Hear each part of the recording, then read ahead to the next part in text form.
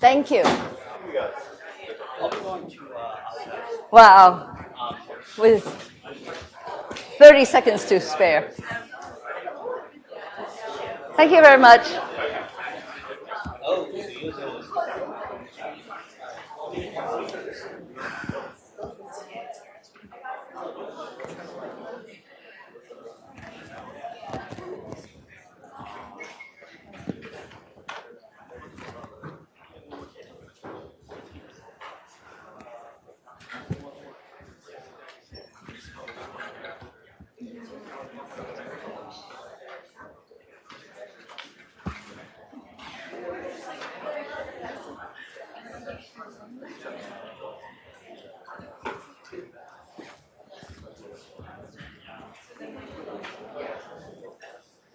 All right, we're ready to start.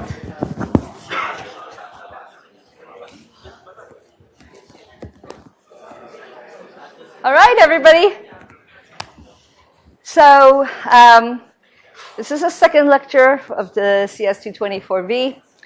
And in the first lecture, we talked about the fact that our goal here is to create systems that have cognitive skills using LLM as a natural language processing subroutine. And in the very first class, we used the example of reading. You know, how do I read the material? And we talked about the wiki chat. So today, we're going to talk about the next level of the cognitive skills. And what do you think it is? What is after reading? Writing, thank you. That's exactly what we're going to do. There are a lot of work on question answering, conversational agent, and stuff like that, but there is not a whole lot of work on writing.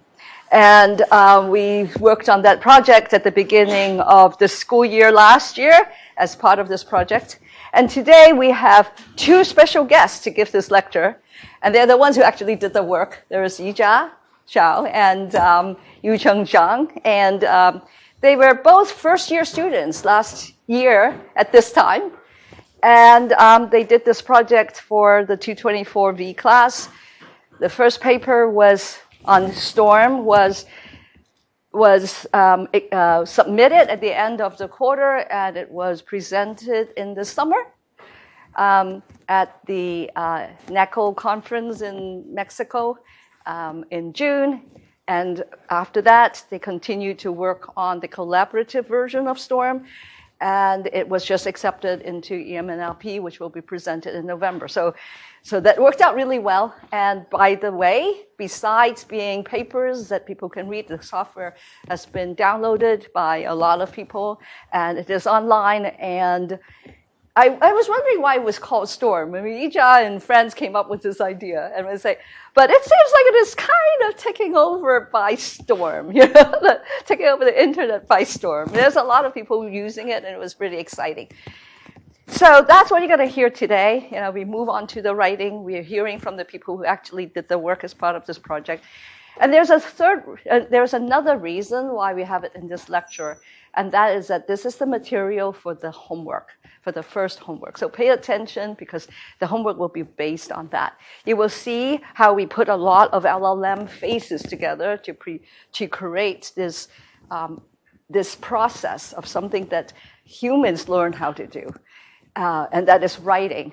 And so with this homework, you get a chance to see how you can put more sophisticated processes together using LLM, and you will be doing this for the homework. The homework is released on the website, and it is due in 1 week's time.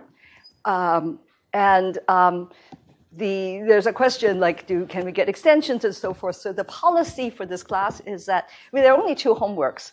You get 1 late day. You can apply it to the first homework, or you can apply it to the second homework. You don't have to ask us any questions about that, because sometimes things happen. But I do want to encourage you guys to start the project only. You want to use that extra day on the second homework is what I want to get is what I guess. Okay? All right, let's get started. Let me turn this over to Yijia and Yucheng. Thank you.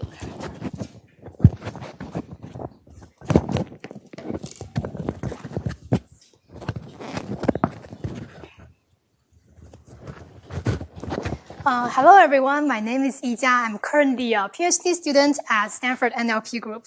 Today, I'm really glad to get a chance to give a guest lecture on knowledge curation together with my amazing collaborator, Yucheng and Professor Lam.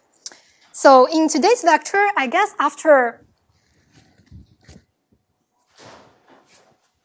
the first lecture on Monday, you guys potentially already roughly get a sense, like with the current advancements of large language models or foundations models in general, we can do things more beyond just optimizing the model parameter to get a better output for the single input. Instead, we could potentially use these models to build more sophisticated system and even do something more creative. So for today's lecture, we plan at the beginning to give a very quick introduction of information retrieval and retrieval augmented generation. Together with language model, they would be the building block of what we'll discuss later. And the major part, we plan to talk about how we could potentially go beyond just retrieving information to knowledge curation and how we can craft a language model empowered system to do so. And for the second half of the lecture, I'll hand it over to my amazing collaborator, Yucheng. He will talk about how we can evaluate this type of system and some lessons we learned when working on this project in the last year. And more excitingly, he will share our recent progress on trying to bring human in the loop to really allow human users to collaborate with this type of language model empowered system, or what some people call as language model agent nowadays. So during the lecture, feel free to interrupt me if you have any questions, because very likely other people in the room or on Zoom, they have similar question. Okay, let's get started. So why do we want to talk about information retrieval at the beginning? This is not like a very new topic. People have been studying IR since last century. So the problem is like, even though the natural language processing technology has greatly evolved in the past decades and even just in the past 1 or 2 years, I think one major goal of NLP still exists is we try to fulfill humans' information need because there are just too much information existing in text form. You can imagine there are just so many web pages on the internet, so many books in the library, or just even in your personal computer, in the file system, there are just too many files. How many times you try to find a file but just cannot find where it is. So the goal of retrieval system is very simple. So they assume the user come with a concrete query and it wants to get a ranked set of documents from the document collection. So the ranking should be based on how much each document is relevant to the query or not. So you can imagine the document collection could be of any granularity. It definitely could be just the files in the file system of your computer, but it can also be something really large, like the whole internet. If it's the whole internet, then the retriever is just the search engine, which I guess everyone is familiar with and use it every day. So for example, if I give a query says storm GitHub, if I go to use search engine, I don't want to see web pages talking about hurricane or just some climate phenomenon. But apparently, like Google search did a very good job here. Like the first ranked website is exactly the GitHub repository of our open source project. So since our topic today is still about language model or building language model assistant system, why retrieval system is relevant here? So when preparing this lecture, I really want to find a failure case of GPT-4, since people always talk about these models are good at even doing every task. So I asked it a very simple question is, where did I obtain my bachelor's degree? So very quickly, it generates an answer, and the tone is very confident. It say like, okay, Yijia obtained her bachelor degree from National Taiwan University. This, unfortunately, is not true. So this is like a very trivial example, just like some trivial question about my personal experience. But it kind of reveals a major issue of when people trying to use these models for knowledge task, is these models, they do hallucinate. So a hallucination is a response that is not faithful to the facts of the world. But sometimes I really think about if we really require the model to do not hallucinate at all, it's pretty strict to the model because there are just too much long-tail information existing on the world.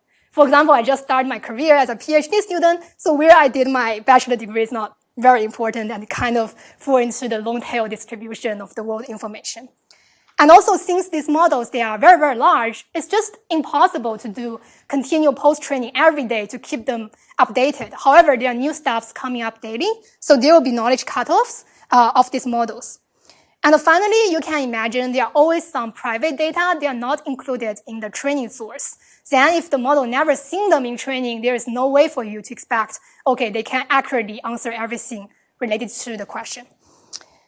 So in order to mitigate this type of problem, one very popular paradigm, I think, in the past 1 or 2 years is this type of retrieval augmented generation. We try to combine the power of retriever system, which can return you with a set of ranked documents, and the power of language model, which can do really good generation. So this type of technology is already widely applied in question answering tasks. So for the question I just asked, you can imagine if I use the RAG-based paradigm, then instead of directly use it to ask the model to generate, you should first do a round of search. Then since I have my personal website, then it's very easy for it to just retrieve a piece of information about my personal background. Then if you combine this background with the initial query, given current model, they are very good at reasoning, it's pretty easy for it to obtain the final answer. So the correct answer is saying, okay, Ija obtained her bachelor degree from Peking University, which is correct. So since we already have this kind of RAG paradigm, it's pretty lucky like we are in the time where we are indeed having better embedding models and infrastructure for information retrieval. So you can imagine if for a query you want to get a ranked set of documents, then since usually like this type of similarity, you cannot just do keyword matching, you want to have semantic similarity. So having better embedding models will help you do that. And also we are seeing better and better infrastructure, which allows us to not just obtain better performance, but also achieve low latency at the same time. So this advancement is good, since if we want to use this RAG paradigm, we hope to have better retrieval system. And on the other side, I think you don't need to wait me to tell you is in the last couple of years, we are seeing stronger and stronger language models coming up every couple of months. So they are giving us better power in generation and reasoning. However, in today's lecture, we don't really plan to go deep into all different sorts of retrieval systems and all the history of developing like the whole family of language models. Instead, we want to think about this original meta question we ask. Are people's information needs really satisfied, even though we have better retrieval system, better language model, and we are kind of trying to combine them to build RAG for question answering? I think sometimes when I think about humans' information need, especially I'm doing this type of research work, I need to search a lot of time to find related work for my own research project. I feel we are not so different from our ancestors who tried to pick up some fruits in a forest. Like you can imagine a long time ago, people need to pick up fruit in the forest just to make sure they got enough energy to survive. So you can imagine if we don't have any technology, then if we want to look for information, the best thing we can do is maybe just wander on the internet to do all sorts of browsing, or maybe go to library to randomly pick up a book to see if it's something useful for my work. It's kind of similar, like those people, they are just wandering in the large forest, try to see if they are lucky enough to find some edible fruits. But with this type of current retrieval system or question answering system, it's kind of, we already have the map of the whole forest. So suppose I have a concrete question, then instead of I need to go everywhere, try to sport the thing to see whether I'm lucky enough to find the stuff, I can just use the system to quickly get the answer. So this is good since it saves us a lot of energy and saves us time. We can quickly find what we want. However, even though we already have this type of technology, the problem is the real forest may look like this. So instead, it's like, okay, this is part we can query, we have a map about. There is a larger part which we don't even know exists.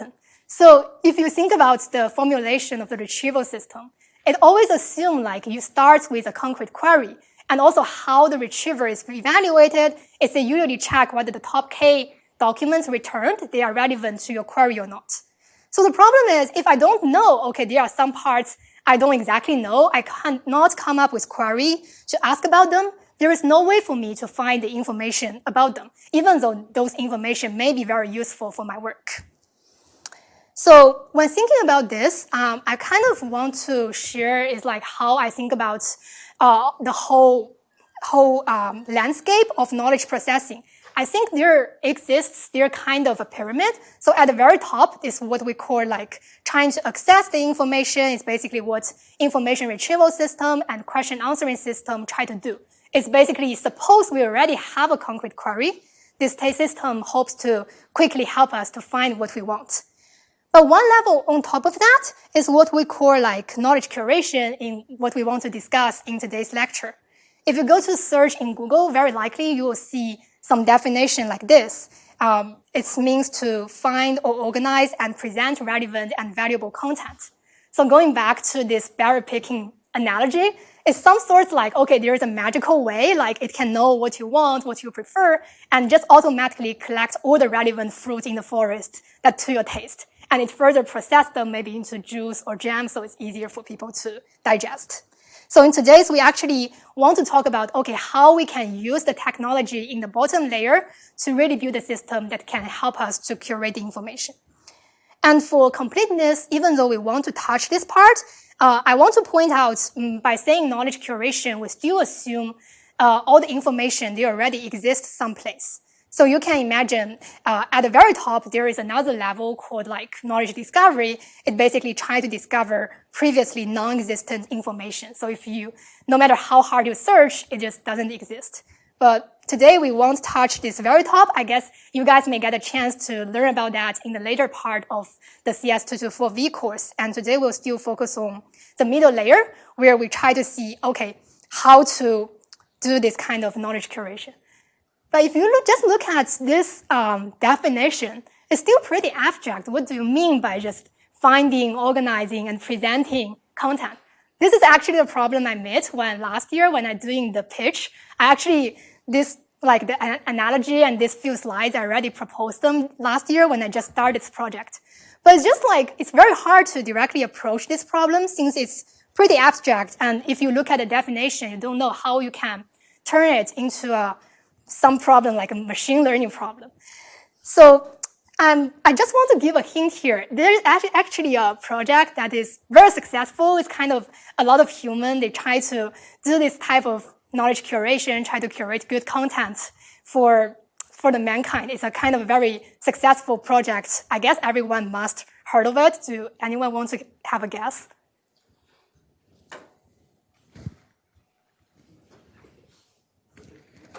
Yeah, exactly. I think this may be not very hard given the slides is already online. But exactly, I mean, for example, here is a query I also searched. It's kind of different from the previous query, the Storm GitHub, which is very concrete. For this query, is if you want to learn something about sustainability, it's a very large topic. Stanford even have a new school just to study this problem. Then very likely, like all the documents, as long as it's kind of related to sustainability, if you want to evaluate the retriever, you can say, oh, the retriever is doing a good job since the top ranked articles, they are indeed about this topic. However, very likely when you go to Google search, you still expect the first entry is not an advertisement, but like a good Wikipedia article, because this is like a very quick way for you to get an overview of this topic since it's pretty comprehensive and also organized. And since like every content come with this kind of inline citations, so it's also pretty reliable and easy to verify. So the reason why I think Wikipedia is an amazing project is a lot of people even view it as a miracle because when it's just launched, no one really believed like a bunch of crowdsourcing efforts can really lead to high quality content that can curate information for the human being.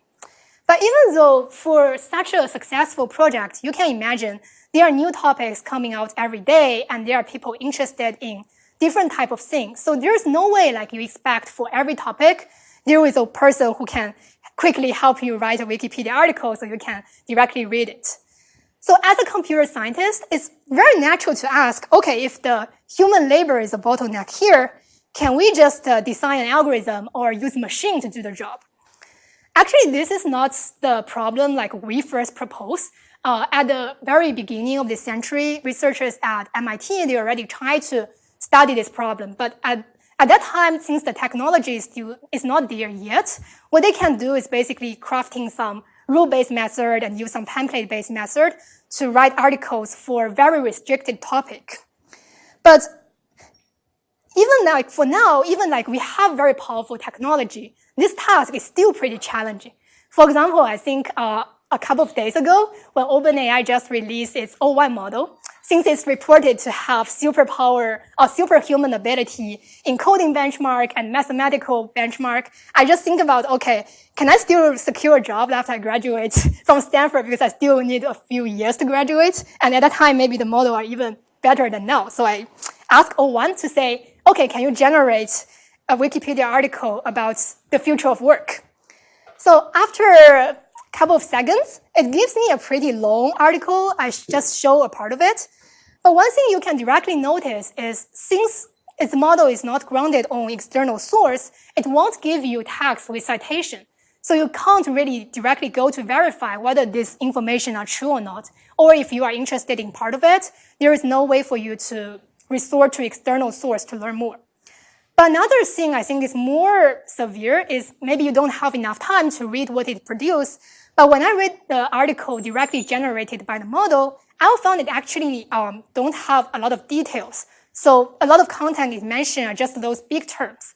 It's kind of natural, because if you think about how those language models are trained, it has a tendency to give you the tokens that happen to live in the regime with high probability.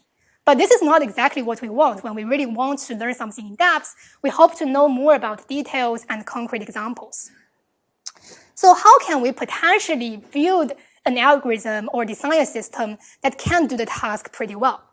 I think researchers have been thinking about this problem since a long time. So since the MIT researchers, they proposed this task back in 5 or 6 years ago, when the transformer model just come, there are another group of researchers, I think it's from Google, they try to revisit this task using the transformer model. So how they formulate this task is as follows. So they assume there is a given ordered paragraph, and the first step they do is try to encode, concatenate, and truncate them into a single sequence. So you can imagine, after you have a single sequence, it's pretty direct. You can directly feed them into a transformer architecture.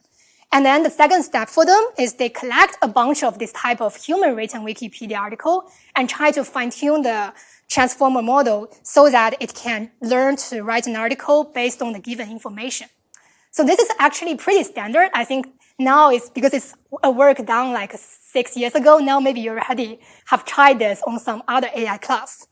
And also now, given we have stronger language model, we can have more powerful model to replace the model W here, which can do the job pretty well. But does that mean the problem itself is already solved? So if you look at this task definition, even though everything makes a lot of sense, but if you take a look at the assumption, it actually assumes the references are given. Like everything starts with these ordered paragraphs. So, but if you have ever wrote a survey paper or related work section for your own research paper yourself, you probably know, like, even collecting good references requires literature research, which is non-trivial. And it's pretty hard to expect the user, they can come up with already good quality ordered paragraphs, which you can use to summarize into the final article. So I think last year, there's another relevant work trying to do this, and they try to release this restriction by assuming, okay, can we use the RAG paradigm also to do this task, since we have already seen success that try to use retrieval augmented generation to build QA system. So what they do is they directly apply the RAG paradigm by the first step is not going to generate. They use the query to search the general internet to obtain the references.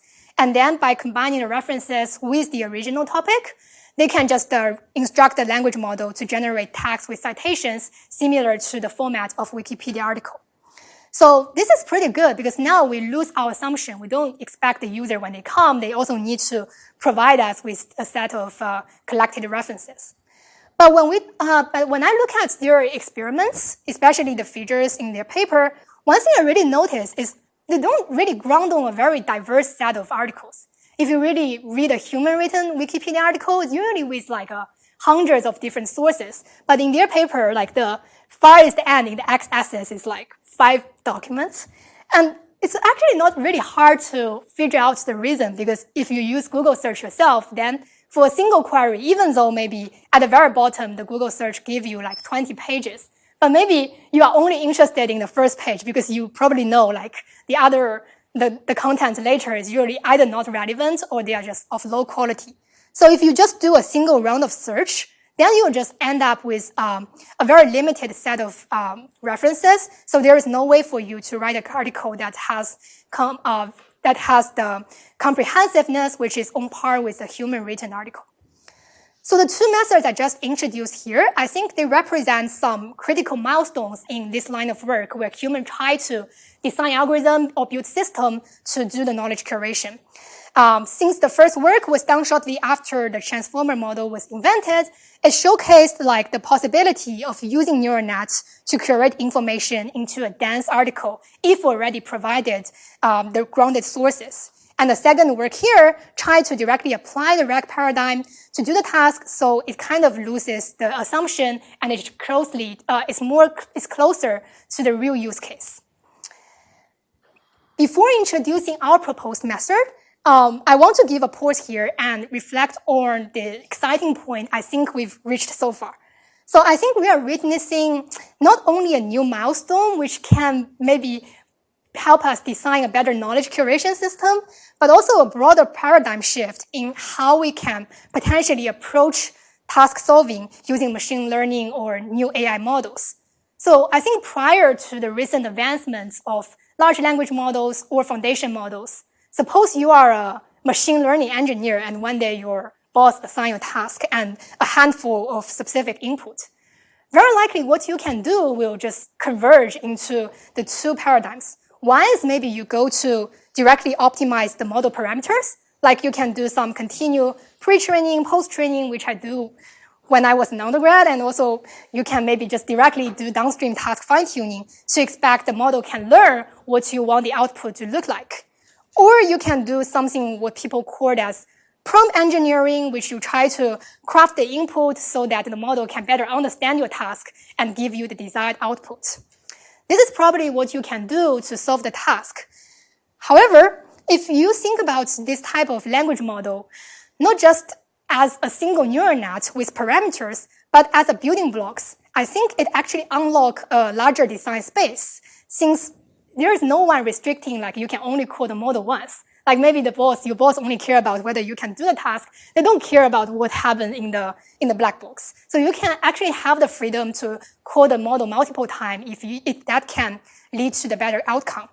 And you can even let the language model to interact with other softwares, like the retriever we just introduced at the beginning. In contrast to optimizing the model parameters, which I think we kind of have mature technology, like there are backpropagation, and we also have some standard and well-defined loss function to help you to do that. We are not very clear, like say if we want to craft this type of language model empowered system, how we should break down the task into different small steps for the model to execute, or how to optimize the pipeline effectively when we already have the initial stage of the system. So I think this is a pretty active research area, and there are a lot of interesting opportunities waiting to be unlocked. So actually, our recent paper published in NACO this year, it introduces STORM, which is exactly the first language model empowered system that can generate a Wikipedia-like articles from scratch, assuming the user just give you the topic as the input. So we don't expect they already come with the references, and we also don't expect them to participate in the middle to instruct the model what the next step to take. So actually, for example, for the same query I asked O1 before, like if I want our system to write an article about the future of work, it would give us a pretty comprehensive article. Actually, I can show it. So basically, it's something like this. So it's a very pretty long one, but also it's kind of well organized into using this kind of hierarchical outline. So if you are interested, maybe how this would related to remote work, you can just click, so it will direct you to the corresponding content. And also, as I say, it's kind of grounded in the external source. So it's pretty easy for you to verify. You can check like where this information is coming from. And if you are interested, you can just click it to learn more. So actually, after we published the paper and released the open source code base, my collaborator Yucheng spent a lot of efforts trying to make sure we can keep hosting this service. And so far, we have a lot of people really try to try Storm instead of downloading the open source code. They directly try through our services, so we can also keep track what topic people are interested in. There are actually a lot of very interesting topics. So you can imagine there is no way like you try to. Oh, sorry. How to do this? Let me take a look. Are we sharing on Zoom? But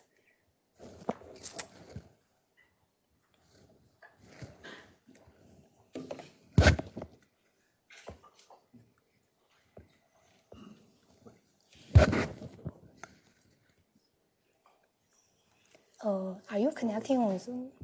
Maybe need to.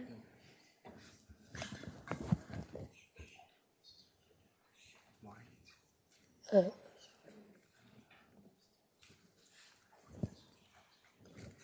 think it can be.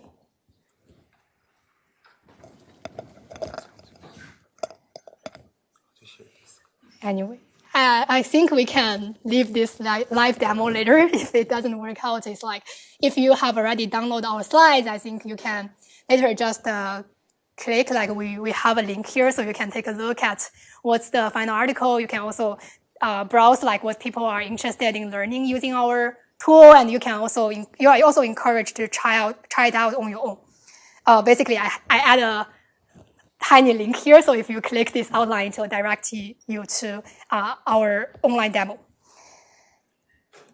So I think, and also I'm pretty glad to share is like after we released this paper and also open source our code base, we have Storm has aroused interest across various communities. Like there are open source developers who is interested in using our code base, but there are also just general people.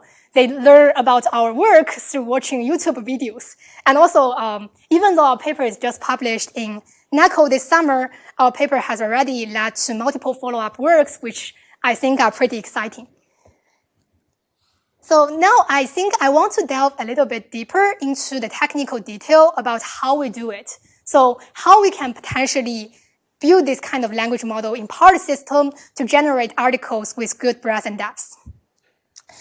One thing I think I mentioned before is one major challenge of building this type of system is how we can decouple a task into different small steps or craft a pipeline that the language model could potentially execute. And one thing we learned when working on this project is kind of worthwhile to observe how humans do a task, or like the common human workflow for completing a complicated task. So you can imagine, suppose you now have this problem, like you are assigned to write a grounded and long article or report for some sort of purpose. You probably didn't directly go into the actual writing. So actually in the last century, before people are interested in how to teaching AI to generate or write articles, there are a lot of research trying to teaching young children or just teaching like college students how to write better. So there is this is a very impactful paper which has been cited 1,000 times. So what it proposed is saying, okay, for us humans, when we go to writing, we didn't go straight forward to kind of generate a bunch of tokens. Instead, the first step we do is actually focusing on the pre-writing stage where we kind of refine our idea and discover more information about the topic we care about. And also there is work in like teaching people how to do research. They mention is like for human, in order to get the information you need, it's pretty important for you to ask good questions. This is actually pretty straightforward because now you can imagine with good IR system or QA system, if you can have the good query on at the very beginning, it's pretty easy for you to just use the system to get what you want. Actually, I highly recommend reading this book, not just for doing this task. If you're just interested in research, I think it shares some very interesting insights on how you can potentially do the research.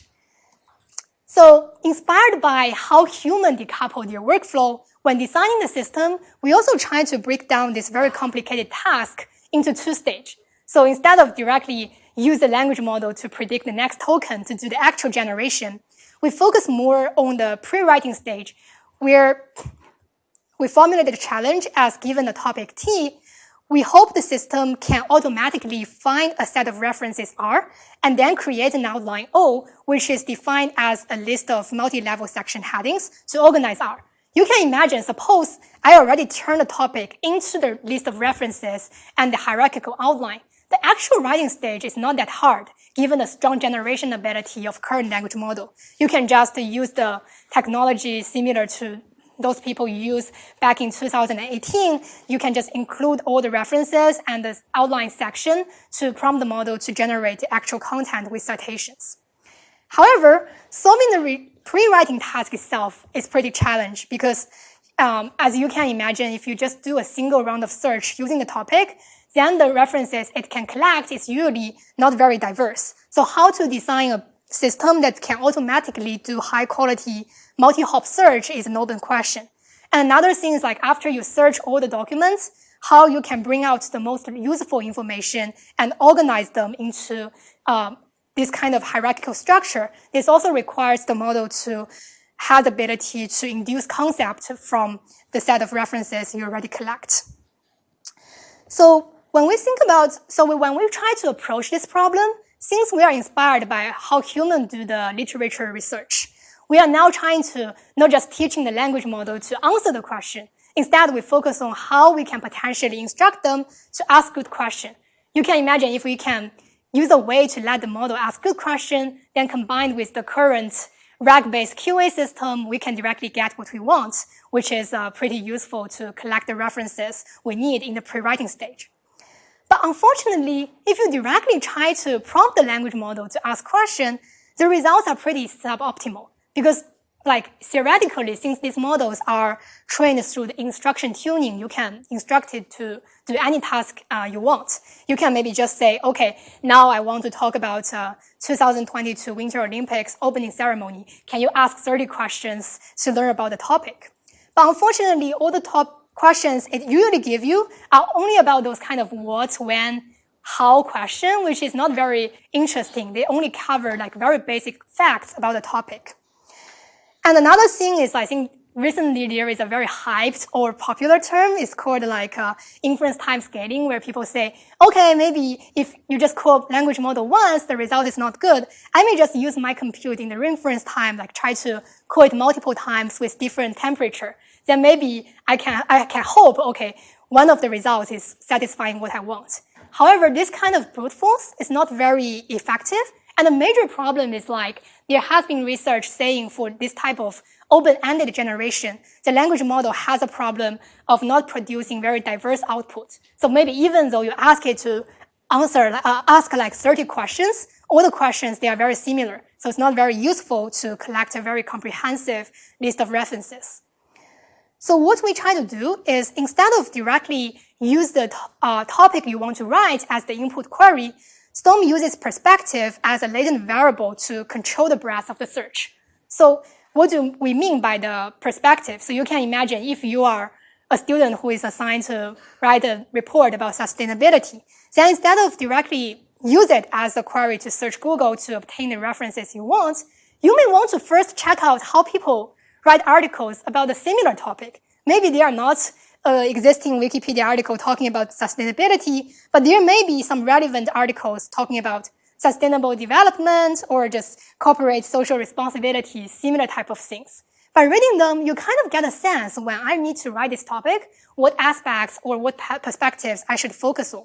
So similarly, for the first step of our system, we do the same thing, requiring the system to do the survey of the relevant articles and to come up with this type of perspective. So you can imagine one of the perspective it come up may be saying, okay, now I am a social scientist. I'm interested in bringing a social perspective, focus on topics such as social sustainability, blah, blah, blah. So with this type of additional information, it kind of serves as the latent variable when previously people train model to do conditioned text generation.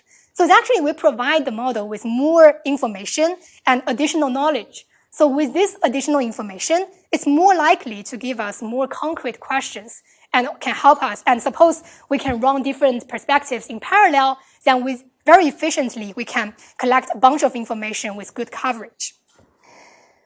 While this type of design, I think, is effectively improve the breadth, in order to improve the depth as well, we also leverage the multi-turn conversation ability of language models to allow follow-up questions. Actually, you can imagine, sometimes it's pretty hard for you to ask those very in-depth questions at the beginning. Suppose you don't really understand the field very well. And some in-depth questions, by nature, they can arise only after reading the information gathered in previous rounds. For example, if we still talk about like the 2022 Winter Olympic ceremony, maybe at a certain turn, the model sees some content saying, okay, this time the athletes from over 19th centuries, they will enter the stadium in a specific order.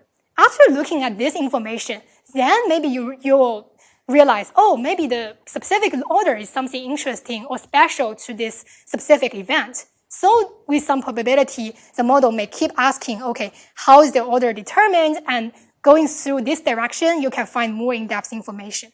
And also, since I think current models, they are post-trained to align to be helpful conversation assistants, so they are pretty natural in just keep this conversation flowing. So by using this way to simulate this conversation between a Wikipedia writer who asks question and the expert, which is actually just a RAG-based question answering system, we can keep the conversation growing.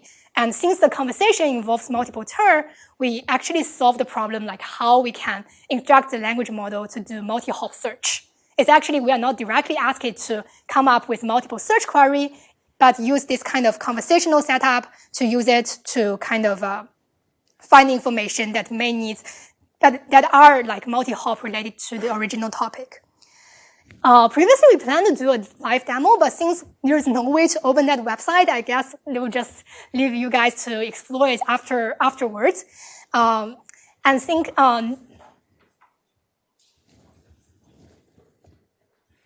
anyway, I think we can just continue. I think I already get out of the PowerPoint, but it doesn't work. Can you just click the, I think that would be useful to do it live. So, I already exist. So normally when you play it, okay.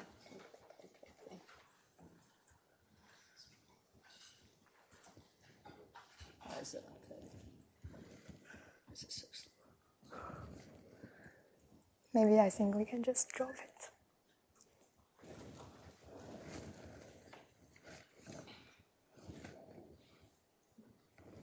Why don't you just go to Storm directly?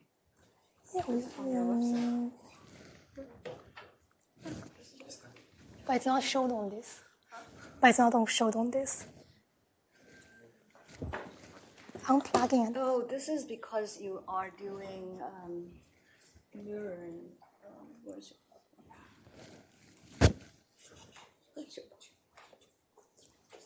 your pointer? Oh, it's on that other page. So here is what I usually do. I don't do.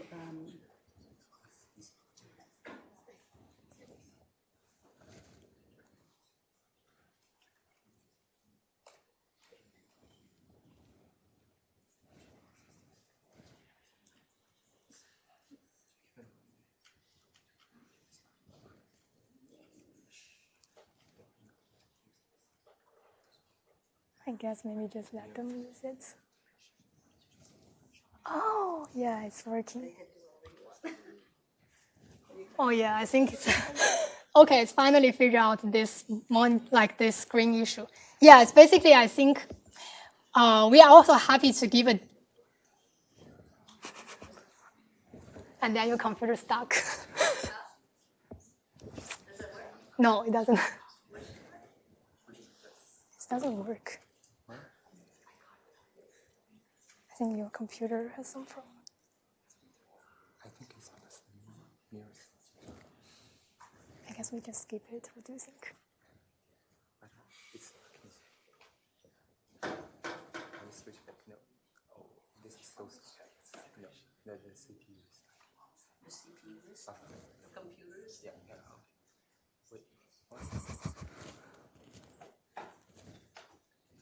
think we just keep doing.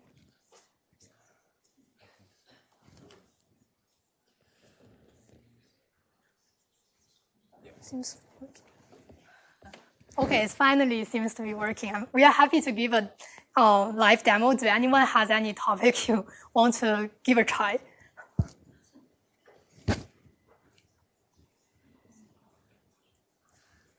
Yeah, you can. How do LLMs input images, like embed images? I think your computer just I think you guys can just try it out offline. There's very weird. I never made this computer like the MacBook just starting this way. I think we can just let Yucheng to keep giving the second half of the lecture.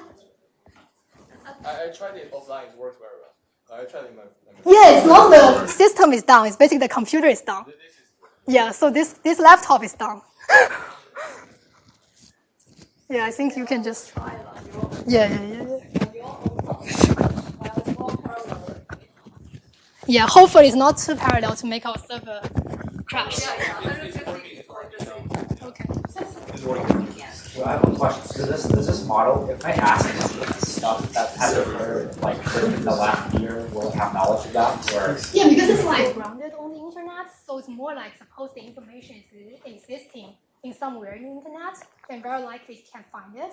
But suppose you're talking about some topic which does not exist, like there is no information talking about it anyway, there is no way for it to come up with the information, which I think is like you need to go into like how you can discover new stuff. It's like how you can verify a few hypotheses, like a different problem we are solving. But suppose there are information on the internet, then it can kind of give you the relevant output. Anyway, I think we can just keep moving since this computer has some problem. I don't understand. Okay, so yeah, question. I had a question. Like, since the LLM is like relying on online information that's continuously updated rather than its pre-training, are you able to get away with using like models that you've spent less time or compute pre-training for that reason? You mean like replacing the language model using the system with smaller, cheaper models? For Yeah, like could I get away with like a 7 billion llama model or you something? can try that. Since like in the Storm repository, we developed the system with highly modular way, so you can replace with many other language models, either commercial models or your local running models through some client. And also you can replace with the search engine. So in the online demo, we use the Bing search, and you can replace with any other search engine you want. And we support about like 7 or 8 sources, and like DuckDuckGo, Google, and U.com, your local vector database, anything you want. And for language model, it supports like GPT models, Gemini models, Cloud models, and Llama models, and many of them. And you can free to explore them in the GitHub and download to play with them with smaller models. Yeah, question. For the latent variable, how are you actually, like, in practice, introducing the perspective? Like, are you prompting it to act as, for example, like a social scientist, and training it on data from different fields like social science, etc.? Like, I'm just wondering what that actually looks like. So you're asking how we find the perspective, or what are those actual perspectives are? Yeah, and how the system is accurately. Yeah. So given the user input topic, we first search in the Wikipedia to find the most relevant existing Wikipedia articles online, and analyze their written articles about potential like perspectives in their articles. And then we prompt the language model with different perspectives. Say, some of them are like social scientists, some of them are computer scientists, and others are like policymakers. All of them different perspectives, and give them the role of the perspective and the detailed description, and prompt the language model. You are taking this perspective, and you are going to search the topic on the internet about something, and it will generate the search queries and search differently, generate different search queries. Yeah. Does that answer your question? Yeah, if there's no more question, we can dive into the fourth part of the lecture, which is we're building this system generating the long form, like articles, like Wikipedia articles, and how we can actually evaluate them quantitatively. So the question is, how can we evaluate, and do we have any like golden answers, ground truth we can compare with? You may think like not really, since like human written articles are not perfect as well, and since like Wikipedia is a special type of articles online where it is collaborative edited by hundreds or thousands of people across like using hundreds of references, and the timeline may expand for years, and it may not be the ground truth or the golden answer, and you can compare your language model generated or the system generated results directly with the Wikipedia articles. And besides the final article content, what else we can evaluate in order to assess what's the breadth and depth of the article? So the first approach we adopt is evaluate the outline of the article. When you like try the article in our demo, or you just see in the slides, the Wikipedia articles usually are very long, like thousands of words, but they are divided or organized into a hierarchical structure with different sections, subsections with their headings. The very first thing we compare is like, can we compare the article structure with the human written article structure? Like saying, does it cover relatively the same or even better breadth of the topic? In order to assess the breadth of the article generated, we propose two metrics. The first one is compare the heading soft recall, which basically compare the embedding of the section names, section headings between the system-generated article and the human-written article. Basically compare their semantic similarities. And the second one is we compare the named entities mentioned in their headings to compare if they mentioned roughly the same or more or less entities in the article. And we compare with multiple baselines. The first baseline is direct generate, which we just give the topic and instruct the language model to generate the full-length article. The RAG, we just introduced. And the RAG expand, basically we enhance the RAG models. We first give the topic and then instruct it to retrieve information and then construct the outline. And based on the outline, each section we instruct the RAG model to do another round of retrieval for each section and then refine the outline again and do this iteratively. And after that, we compare the iteratively refined outline with the Storm-generated outline. And Storm consistently does better job than all the baselines here. And another question you may come into mind is, we have two design principles in the Storm system. One is you generate multiple perspectives, like language model agents taking different perspectives. And the second is that those agents will go back and forth conversations and doing it in multiple rounds, have in-depth conversations in order to retrieve more information, cover breadth and depth. And does these two design principles contribute collaboratively well to the overall system? That's where the ablation studies may come to the place, where you try to understand the different parts of the system contribute to its overall performance, and to check if any of the parts may unintentionally harm the overall performance. So we compare with two ablations. One is without multiple perspective taken by language model agents, and one is without back and forth conversations, multiple rounds of conversations. And both ablation studies shows performance drop as compared to the full Storm system. Yeah.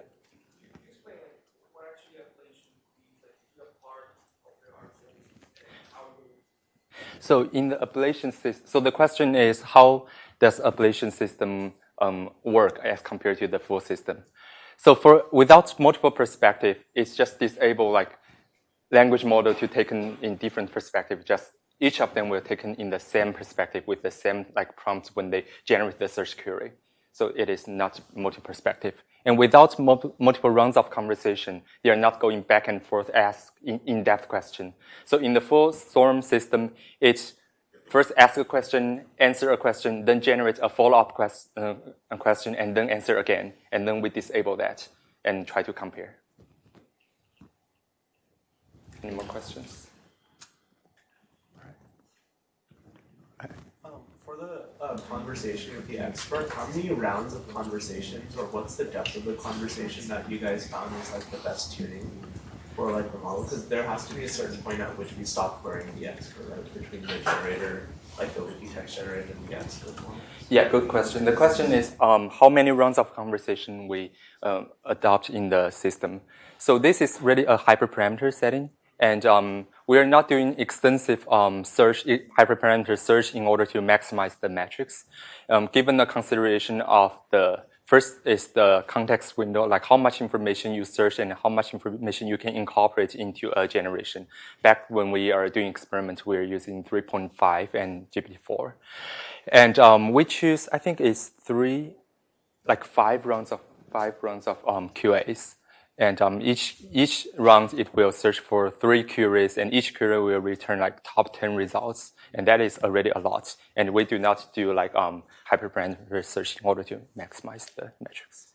Yeah. The only reason I ask is because in this simulation, we look at the performance without conversation. So it'd be interesting to see what would be the performance at like different rounds of conversation, I think. Yeah. Okay, great.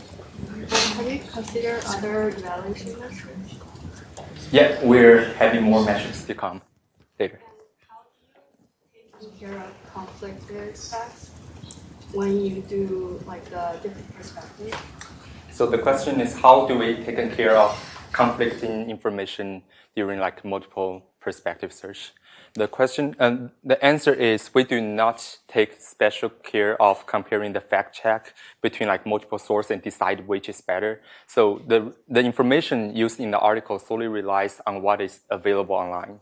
And if it's incorrect online or some of them are conflicting with each other, we just feed them into the model and let the model figure it out. So we don't do special process for that part. Yeah.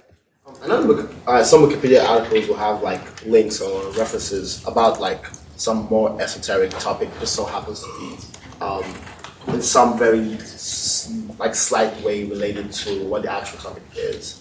Do you guys also have like a way of sort of measuring that level? I know you talked a little bit like the multi-step reasoning, but also just like the opportunity for sort of random branches. If you can imagine the current Wikipedia article you're generating as a node in a graph. So you're basically asking like if we are comparing with the real human-written Wikipedia articles with their references? Not quite, but rather how you guys went about designing a way for the current article that's been generated to have references that are very outside of the original query, which is sort of like a lot of Wikipedia articles have that as just because like so many things are just correlated. Good question. Let's leave it to the next slides. And since we're another design choice is that we do not directly compare the system-generated article references directly with the Wikipedia-generated references. Is that many of the references written in the Wikipedia article are either inaccessible or expired or in the other languages. So in the study, we only taken English as the source. So due to like these considerations and the accessibility of all the references in the Wikipedia article, we actually compare the actual content, not the direct match of the references. So besides we compare the overall outline or the structure of the article, we compare the actual content of the article with the human-written Wikipedias. So we construct a dataset called Fresh Wiki dataset, which basically we curate a list of high-quality Wikipedia articles that are written after the training cutoff of the language model we use.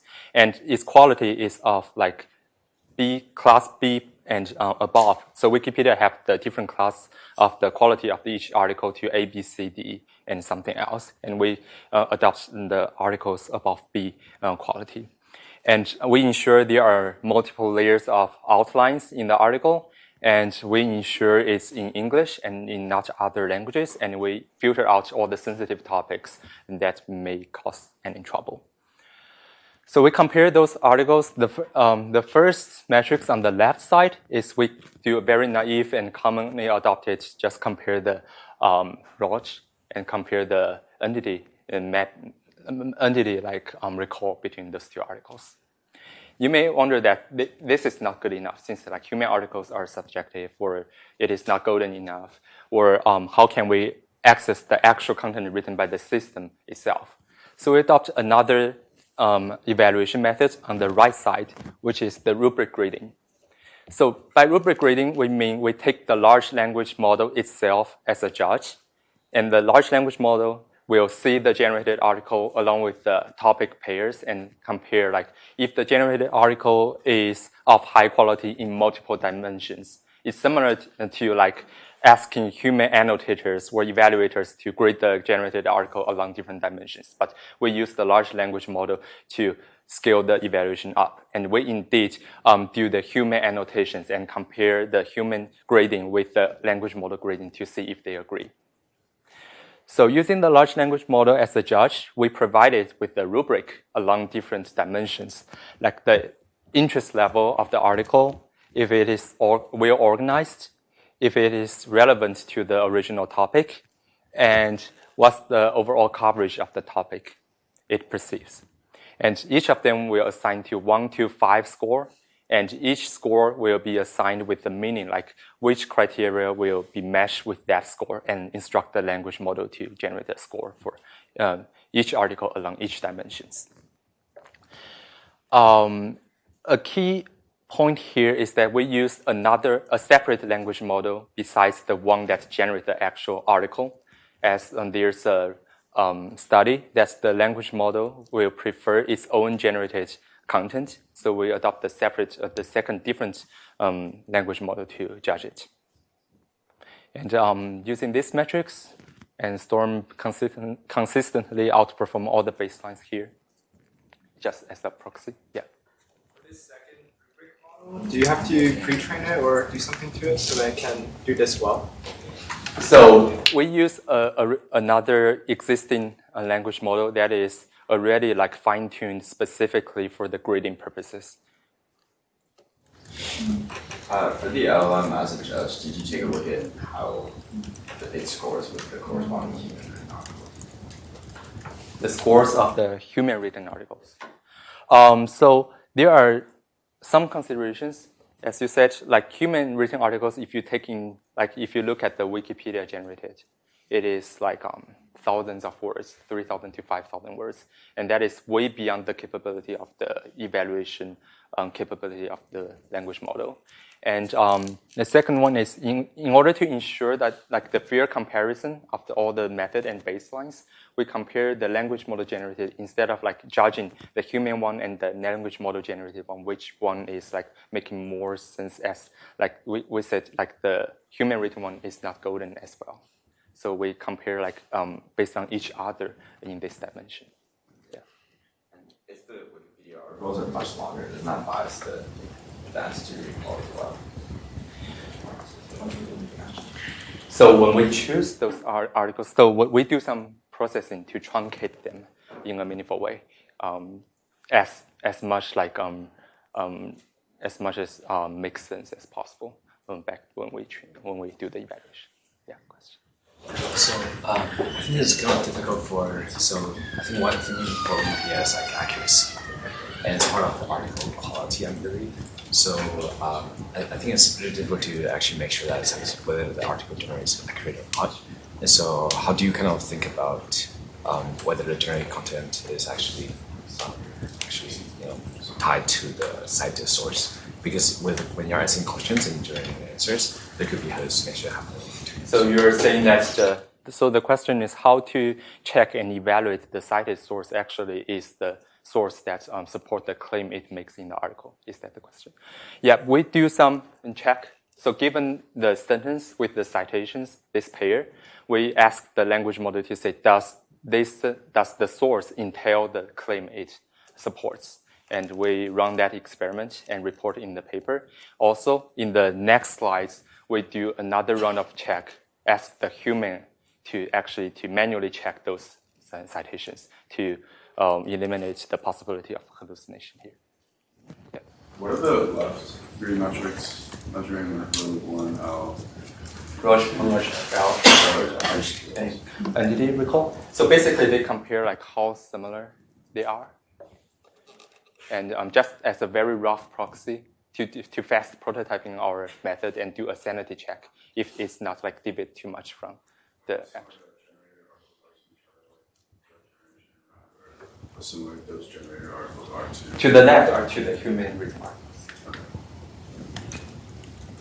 Yeah, last question. For our information sources, do we do any redlining to make sure that like the information source is more credible or not? Like, do we stack rank them, like where we generate or pull information from? Excellent question. The question is how do we filter the source? And what sources are trusted and what sources are not trusted? So in Wikipedia community, they maintain a large table of trusted and untrusted sources. It's not like very strict, but it filters out like commonly perceived untrusted sources, and we use that table to do like rule-based filtering of what sources are generally unreliable and just disregard that. Okay. So the next step is all the automatic evaluation you see here are you may not be fully convinced by like its quality, right? Since it's judged by language model, it's judged by predefined like those relatively naive metrics like entity recall, right? So we actually do the human evaluation, invite humans to look at those articles and compare it with the human written Wikipedia articles and see how it does there. So we are writing Wikipedia-like articles, so it does make sense to ask Wikipedia editors to look at it. So one of our collaborators spent a lot of time to find 20 Wikipedia editors with extensive editing experience in the past 5 years and invite them to conduct this study. So we invite them to look at the language model generated report and human written reports and ask them to grade on the same rubric as the language model as judge rubric grading, but in a 1 to 7 Likert scale and in a more fine-grained grading scale along each axis. As ORAG here means RAG enhanced model, which is iteratively search and refine the outline that's baseline. That is the strongest baseline in our experiment. And we compare the storm with the stronger baseline and ask those editors to grade and to rate which one is better. Question? To like grade a very good Wikipedia article by human? Have you asked the graders to grade like a well-written Wikipedia article by human, like existing ones?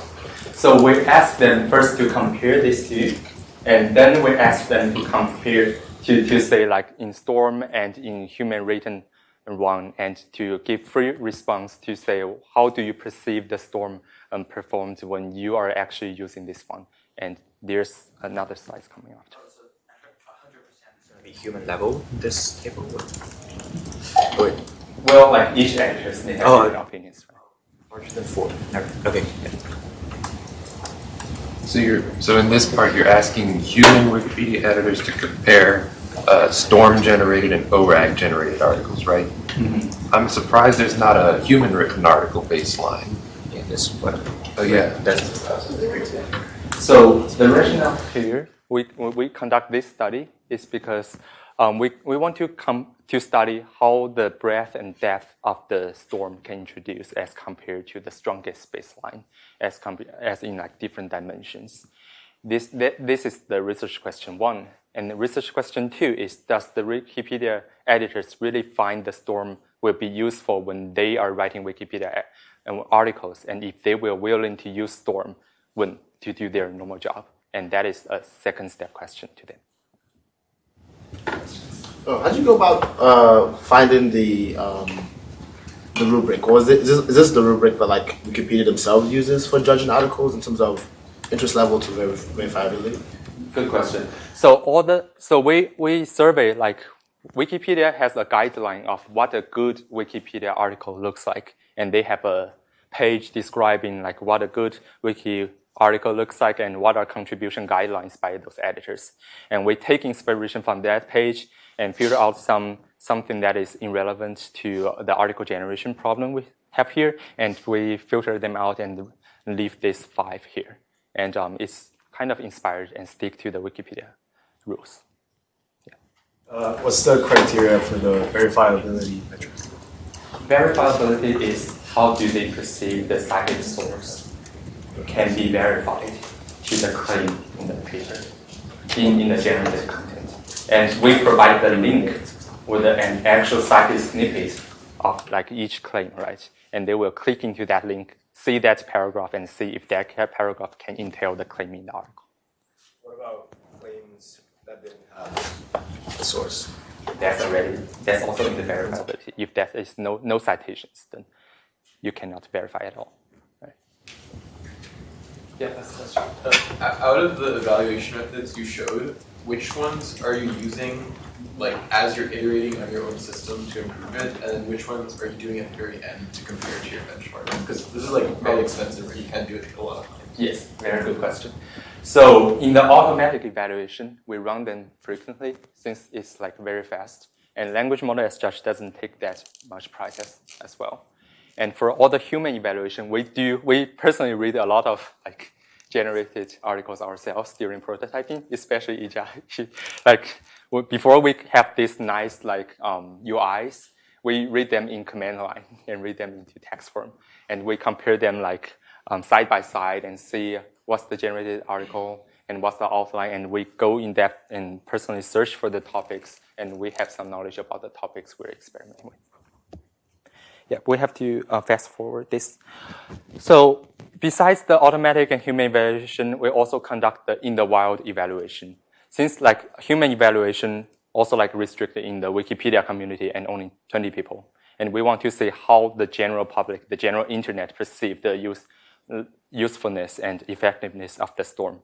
So we host the demo we just showed online, and there are like 75,000 people using this and crashing our system multiple times. And happily, we are seeing that many people leave feedbacks, like we collect 20,000 feedbacks, and they ask questions in multiple domains, and we'll show that in the later slides. And many of them will leave very nice comments, and some of their comments inspire us to do the follow-up work we'll present next. So in the wild evaluation, we ask people, why do they use Storm? And people ask, they want to use Storm to do their own research, their own learning process. They want to conduct the market analysis. They want to do the literature search, all kinds of this. And you can possibly find in common, they are doing like complex information seeking, which is no single like short answer can answer their question, but requires in-depth multi-rounds of multi-hop search in order for them to come up with a good idea of what they are searching for. And there are many domains, like they are asking for agriculture, computer science, biology, physics, geography, and also gaming, food, music, laws, animals, and just anything. So let's revisit our meta question. Are people's information needs really satisfied with the Storm system here? So it's like when we collect the feedback, some journalists leave the comments that I'm writing an article in a specific perspective. And the Storm is great. It covers a lot of content, very breadth like directions, but it's not very tailored to my interests. Since I'm searching in a certain direction and I want to like switch the gear or steer the information search focus in one line of work, right? And researchers like us, if we want to use the Storm system for our own research, we may have an inherent, like latent research interest with a goal in mind. And sometimes we want to see it freely explore, and sometimes we have targeted search to want to switch the gear and guide all the language model agent to search in certain directions. And many other users may like, my thoughts like kind of evolve. I change my mind when the Storm like seeing some articles generated, and when I see the Storm article, I have more follow-up questions come to my mind. And there's a link that is very interesting. I want the language model agents or the Storm to talk more about it. Or like, I know this relevant topic, can you also include it in the discussion and in the final article? Those are all like questions people may come when they use the Storm system.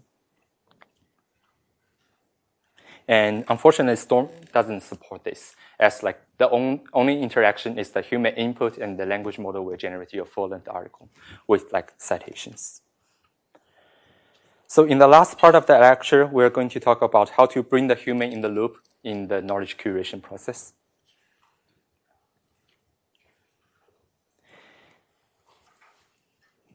The first thing come to our mind is, after the article generated after using Storm, we can ask questions, follow-up questions, and we can also edit the generated article in order to satisfy our own needs. Right?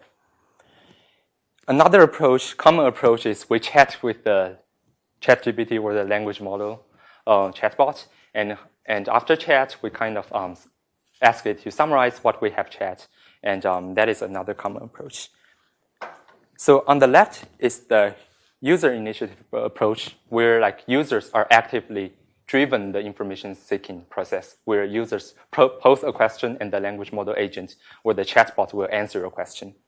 On the right is the system initiative. The Storm will decide what perspectives or the topics they're going to cover, and users will only control the topic input. So can we like have a mixed initiative system? We're like considering like users may be uncertain about their own goals when they formulate their own like first search query. When we search for something very in-depth, we may change our interest in the middle, right? And considering the status of the user's attention in the timing of the services, like using those kind of systems.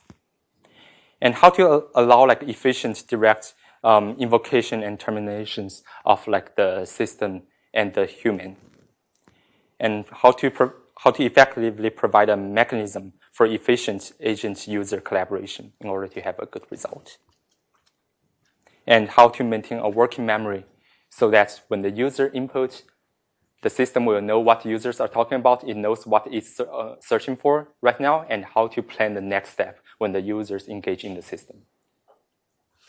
So that's how we come up with the idea of collaborative Storm, which we call co-Storm. We compare with common paradigm of information search.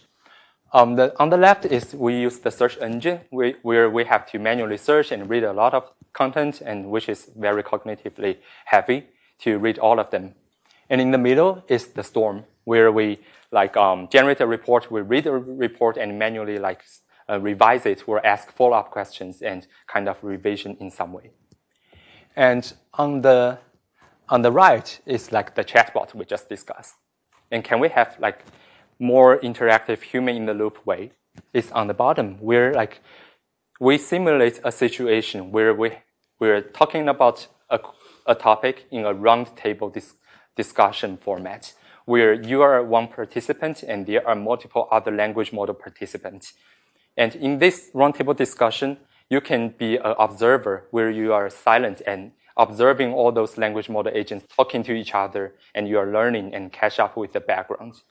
And when you have an interest shift where you want to propose something, you interrupt their speaking and say, okay, I'm interested in this. Could you explain more about that? And I don't disagree your idea on this. Could you talk about more on what? So that is user actively engaging. One of the questions we have is like, when we are observing those language model agents talking to each other, how do they enable us to explore the domain of unknown unknowns? That's the area we are never thought of in the process. So the key idea is that we just proposed that we let the users to take the observing job and sometimes actively engaging with the discussion in order when they are actually very interested in some discussion or the aspects. It kind of borrows from the actual human behavior when we are like exploring those unknown topics, right? It's like the children or students are observing their parents or the professors, experienced experts talking to each other, and you are in a room that's listening to them talking, and you might be very inspired by some of their discussions. And since the discussion may go in depth and very long, how to effectively track the discussion focus and how to reduce the user's cognitive load is another challenge. So we propose a collaborative discourse protocol which manage the whole mechanism of the roundtable discussion. Who will take the turn? What will happen next? When the user engage, what language model will respond? And when the topics go too boring or too niche, how to jump out of that to think out of the box. So due to the time limit, I will fast forward to the next slides. So the key challenge is that when we ask the language model agents to talking to each other, there are two intents they may take. Some of them will take the intent of question asking. Like I will ask a new question, ask a follow-up question. Some of them will answer the question, like providing a potential answer to the question just proposed or elaborate on my previous answer about more details.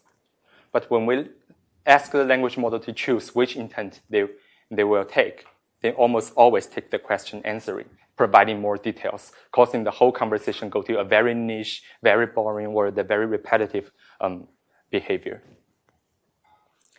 So how do we effectively ask the question when we do the own search ourselves? When we're browsing or surfing the web, right? When we click to some link and we may accidentally find some interesting but not like directly relevant thing, and we want to click that link, and then it will shift our searching focus.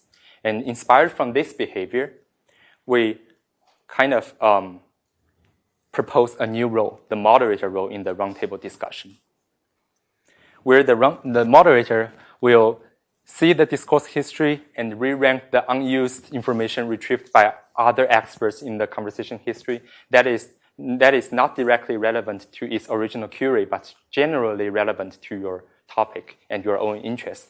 And it will utilize those unused information and to think about how we can generate a thought-provoking question and to shift the discussion focus. And the question, again, how to evaluate this? So we evaluate through to compare with do ablation studies. Like in our discussion, we say like the roundtable takes 3 roles. One is language model agent or the experts who will do the QA with each other. The second one is the moderator we talk here, and the third one is the user. And we do the ablation study, like control how many experts and how many moderators will make most sense and make the collaborative discourse most efficient. And we find out with a single moderator, like with just one expert and one moderator will provide the most benefits because of the moderator will ask thought-provoking questions here. We also conduct the automatic evaluation on the final report, the generated report based on the discourse history, along also with the rubric grading, along the relevant, breadth, depth, novelty, and information diversity along each axis, and STORM consistently outperform all the baselines here. Along with the final article evaluation, we also evaluate the discourse itself. Does the discourse question and answer in turn actually like be consistent and engaging with each other? And does like the question asking turn is thought-provoking? That is automatic evaluation. Besides automatic evaluation, we conduct human evaluation. We invite 20 users in the wild to play with CoStorm and to evaluate how does it compare to the search engine, how does it compare to the RAG chatbot, etc. And through the human evaluation, evaluators commonly agree that CoStorm may bring up something that they never thought of, and it is much less mentally taxing for the users to use. And this is the second to last slides. The key takeaways from this lecture is that we introduced how to generally build a language model powered systems that inspire from the real human behaviors. Like in STORM, we borrow from how people do the writing by emphasis on the pre-writing. And CoStorm, we kind of emulate how people conduct the collaborative discourse, like emulating the experience of students and child listening to their parents and professors. And we also emphasize in this lecture, we talk a lot about the evaluations. Besides automatic evaluation, human evaluation really matters. In STORM, we invite 20 experienced Wikipedia writers, right? In CoStorm, we invite 20 people in the wild. And both Storm and CoStorm will be deployed in the wild, asking thousands of people to evaluate and provide their feedback. And for the assignment, generally it divides into 3 sections. It will let all of you to use Storm and CoStorm in the UI to perceive how it works. Then we'll dive deeper into the technical details of Storm and CoStorm and play with actual coding there. It's not a lot of coding, but just to get you familiar with the overall language model system. And the last is, how can you analyze the result of the Storm and CoStorm, and how do they inspire you to develop next level, better language model powered knowledge curation system? Yeah. Thank you.